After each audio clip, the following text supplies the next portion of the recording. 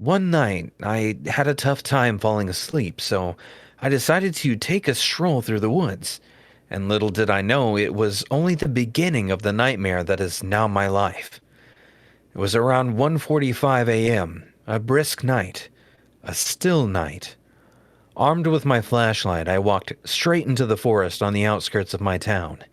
In hindsight, I should have noticed how quiet it was, especially for it being a forest in the summer. I should have noticed the lack of any noise. There wasn't even a breeze.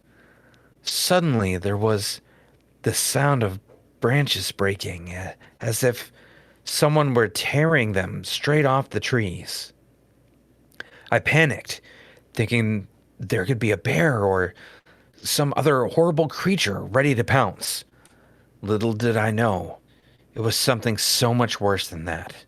Something far worse.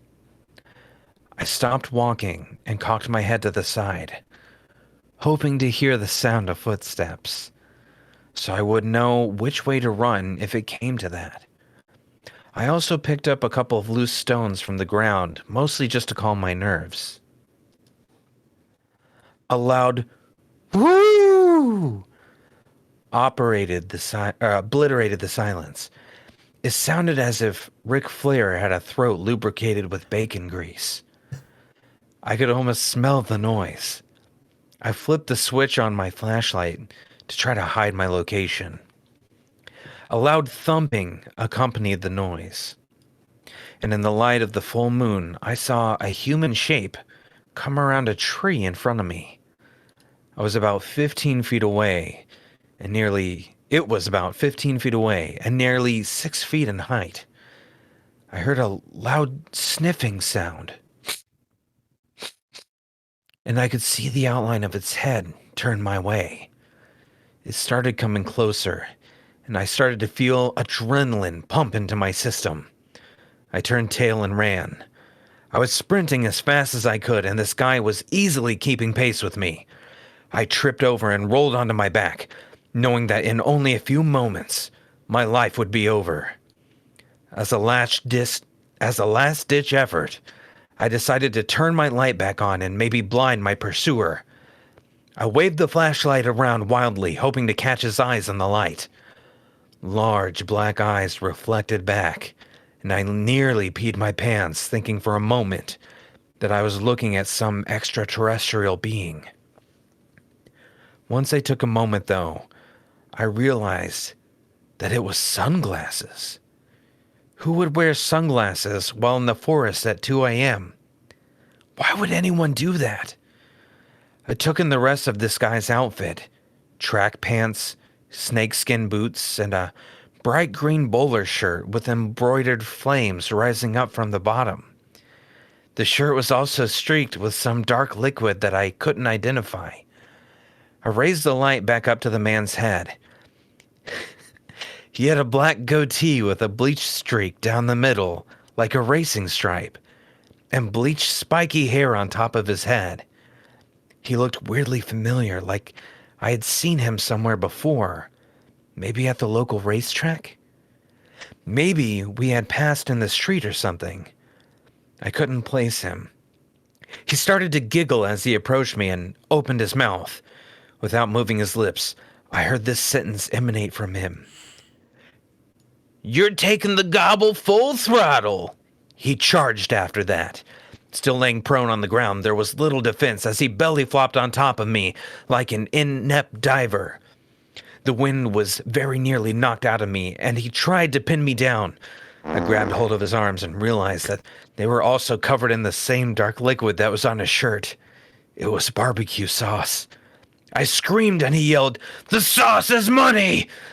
And with a sudden movement, he bit deep into my shoulder, tearing a chunk out of my muscle. He twisted his head from side to side like an alligator and pulled his head back. He swallowed my flesh as I lay there sobbing, knowing that my life was over. I could feel the lifeblood pumping out of my shoulder with each beat of my heart. He made a smacking sound with his lips and said, "I could put this on a flip-flop and it would taste good." He then climbed off of me and flipped his sunglasses to the back of his head. I had a moment of clarity and realized this man This monster was Guy Fieri. Was that it? There's more to it. Oh. I don't know if I can keep going, and I'm sure you're dying right now and just want to be. You're like, please kill me. I mean, I felt it going there. I was like, I know what it's going to be. When is Flavor Town going to come up? Just waiting for that. Do you want to hear the rest of it? How much more is there? Just a little bit more. Okay, yeah, go for it. Okay. Me. Okay. He looked me dead in the eye and said, "Now that you bear my mark, you shall walk the earth for all eternity. You will haunt diners, drive-ins, and dives until the sun burns out and no life Who's left on this planet. I'm driving the bus to Flavortown, and you're coming along for the ride. Love, peace, and taco grease." And with that, he let out a long, bubbling sigh.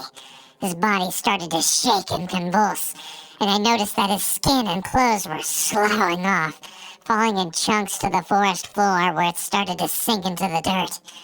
Soon only a skeleton remained, and that too crumbled away.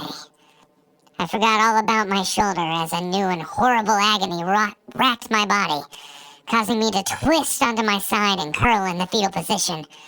I puked uncontrollably and shook. It felt as though my skin was splitting. The dropped flashlight illuminated my body as I looked down and saw that I was correct. Huge splits were running down my arms, and it felt like the same could be happening on my legs. In the splits, I could see something bright yellow, but I couldn't make it out as a fresh wave of pain hit me. My head seemed to stretch and bulge as something forced itself out of the back of my head. I was on the ground screaming for what seemed like hours. At some point, I blacked out. I awoke and realized that my voice had completely been destroyed from the screaming, but I also realized the pain had started to subside. I looked around and saw my skin and clothes littering the ground around me, as if I had cast them off.